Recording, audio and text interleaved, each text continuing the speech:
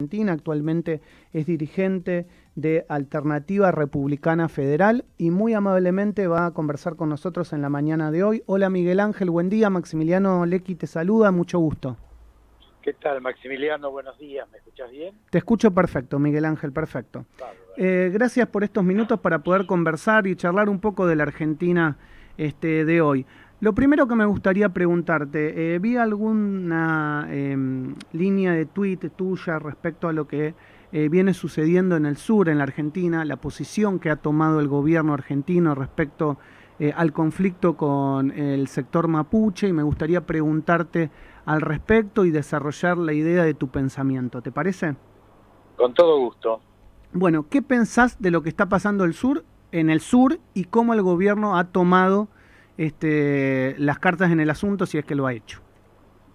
Mira, en primer lugar, lo que está ocurriendo es sumamente grave y me preocupa, como le preocupa a mucha gente, a muchos argentinos, especialmente a los que estamos siguiendo estos temas que constituyen amenazas estratégicas para la nación, ¿no? En el caso específico del sur, los pseudo mapuches, es decir, este grupo de militantes de ultraizquierda que usurpa la identidad de los mapuches y que con una metodología de naturaleza violenta, te diría de naturaleza terrorista, lo que busca, lejos de una reivindicación ancestral dentro del marco de la ley y de la Constitución, lo que busca básicamente, mediante el ejercicio de la violencia, es ocupar un espacio territorial de manera tal de constituir sobre ese espacio territorial, dentro de nuestra soberanía, un Estado independiente del Estado nacional.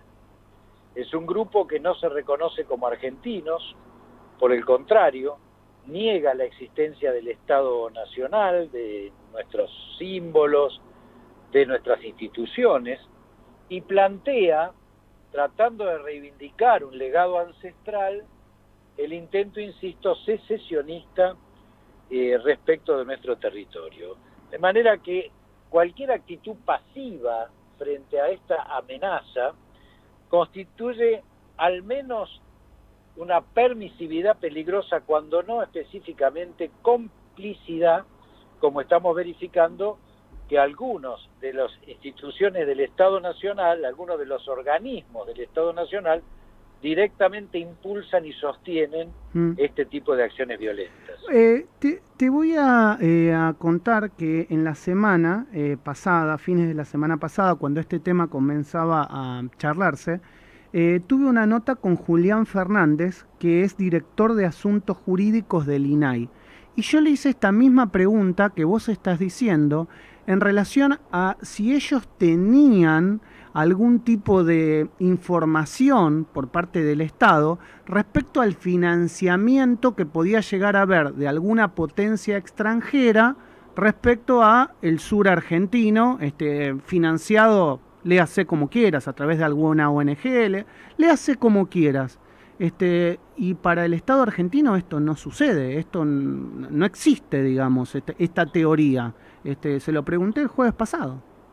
Mirá, primero y principal, existe una ONG, son varias, pero la más conocida es una que existe en Inglaterra, en la ciudad de Bristol, que claramente sostiene e impulsa este tipo de reivindicaciones, entre comillas, lo de reivindicaciones, sí. ¿no? Sí.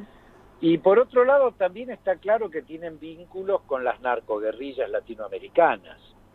Esto no se dice, pero el Estado, el gobierno argentino lo sabe perfectamente, porque hay datos concretos que así lo justifican. Te los voy a comentar porque me parece importante. Sumamente importante lo que estamos analizando, es sumamente importante.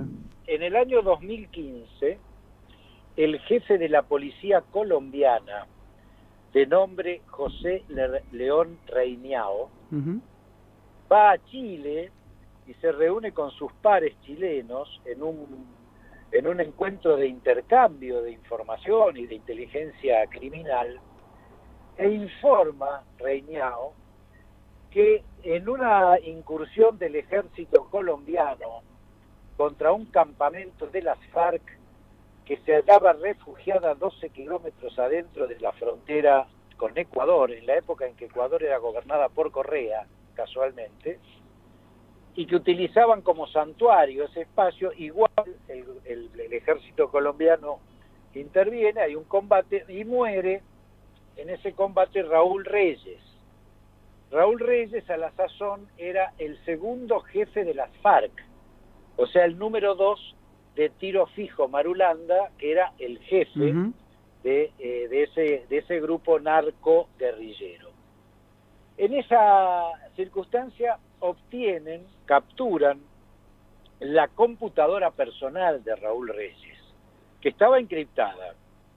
Hacen todo un trabajo de desencriptación y obtienen lo que se llama el gráfico de contactos, es decir, todos los correos y personas con las cuales Raúl Reyes se comunicaba y el contenido de esos mensajes y de ese correo. ¿Sabés quién era el principal interlocutor en Argentina y en Chile? No, no sé. De Raúl Reyes, Facundo Jones Wala. Claro.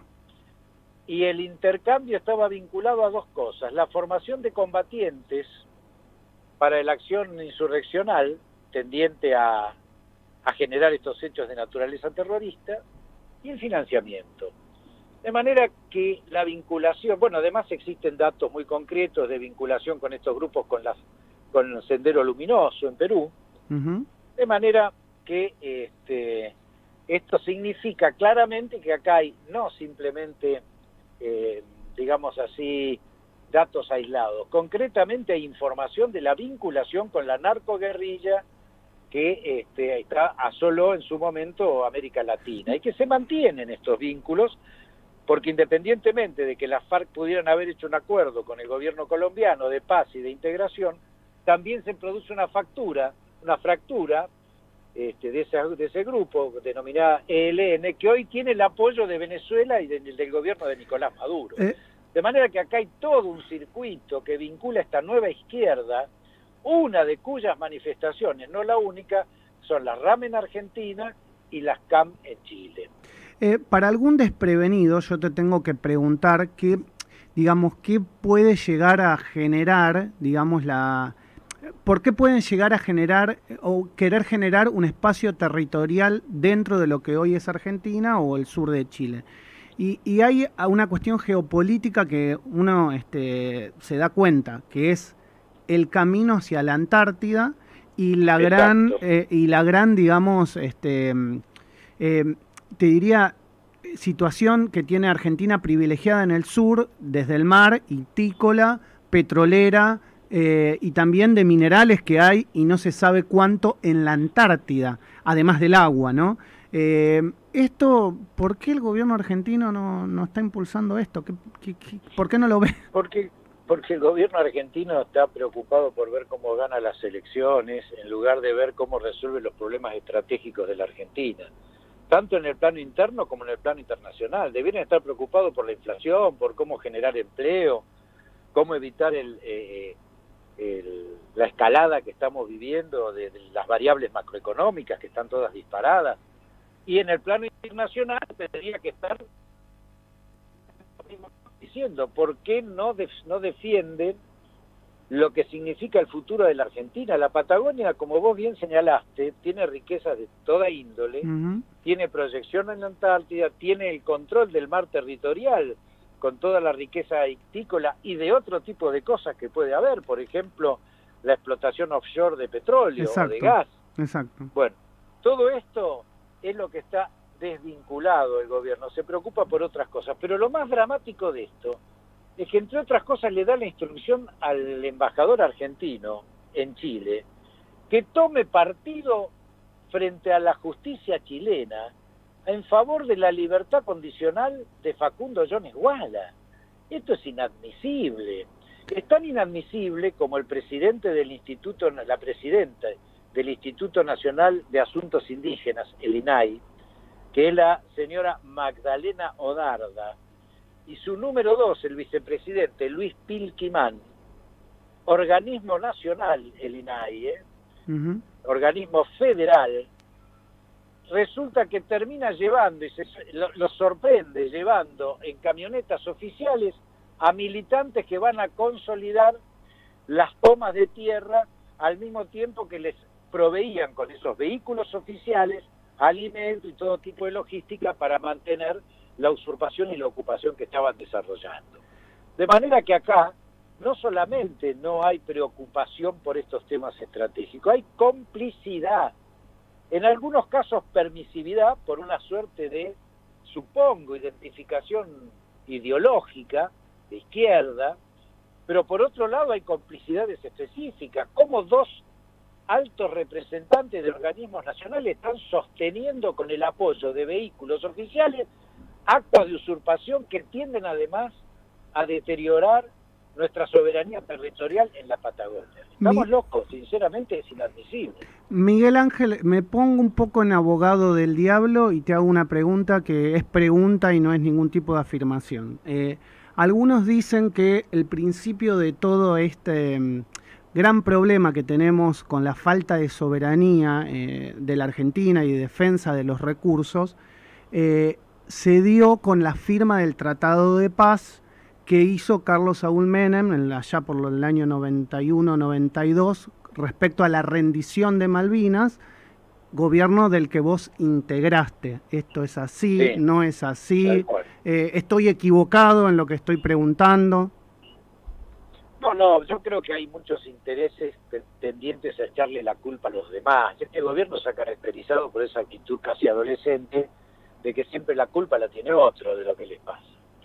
En el caso del acuerdo con Chile del año 92, entre Carlos Menem y el presidente de Chile, en realidad lo que terminó y lo que selló definitivamente es la paz entre ambos países después de haber resuelto 21 problemas de conflictos limítrofes que nos venían condicionando nuestra relación desde el siglo pasado. Ese fue el verdadero valor, significativo, por cierto, trascendental, porque terminó con conflictos que realmente eran ancestrales, también ancestrales. Pero bien, ahora, a partir de eso, la Argentina desarrolla todo un proceso muy significativo en el gobierno de Carlos Menem de ocupación territorial. No nos olvidemos, se convierte en Tierra del Fuego, entre otras cosas, en provincia. No es un dato menor. Sí. De manera que era un dato de afirmación de la soberanía territorial de la Argentina. Todo lo contrario a lo que plantean los que sostienen la hipótesis que me acabas de señalar. De manera que los hechos refutan cualquier interpretación ideologista falsa, adolescente, en buscar las responsabilidades en otro, y que en realidad lo que tapan es la propia ignorancia y la propia ineficacia de la gestión, cuando no la mala intención.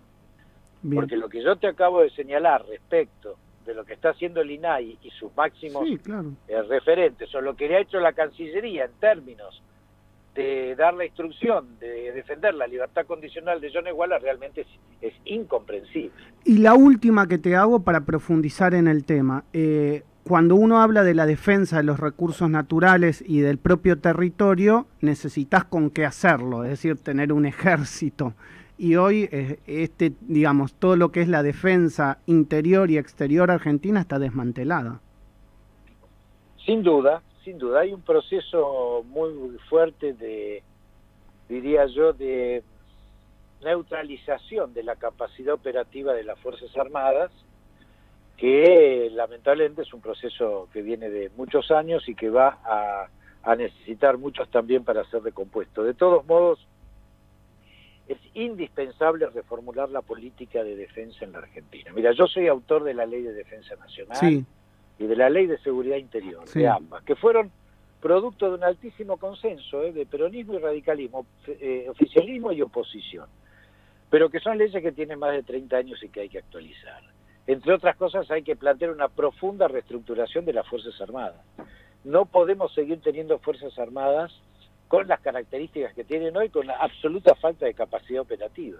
Y entre otras cosas de la reforma militar, lo que hay que repensar es el despliegue, un redespliegue de las Fuerzas Armadas en términos de ocupación de los espacios vacíos, particularmente de la Patagonia. Es decir, hay un rol fundamental de las Fuerzas Armadas, que es la presencia del Estado Nacional en zonas vacías, de altísimo atractivo por su riqueza, y que evidentemente pueden ser motivo y apetencia de terceras potencias. Tenemos otro problema muy grave, además, si me permitís. Sí, sí, adelante, adelante.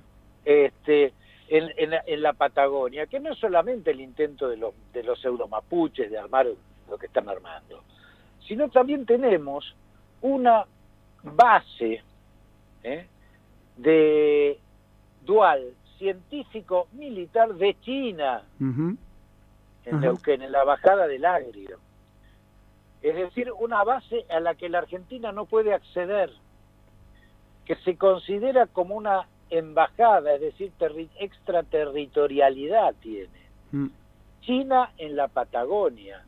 ¿Vos te crees que es por casualidad entonces que junto con ese dato, que no es menor, y con el hecho de que en algún momento se habló de que capitales chinos tenían interés en armar un puerto logístico en Ushuaia, esos dos elementos no dispararon que tanto Chile en Punta Arenas intentara hacer un puerto también logístico para soporte no solo de los cruceros que van de turismo, sino de apoyo logístico para el viaje en buque a la Antártida?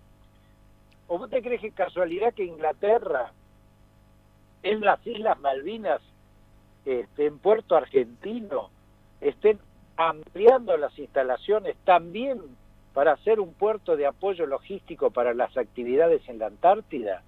Es decir, estamos frente a una zona donde las grandes potencias comienzan a disputarse el control geopolítico. Entonces, cuando se toman decisiones de este tipo y se las hace desde el prejuicio ideológico o ideologista, lo que se está haciendo es dañando intereses estratégicos de la nación.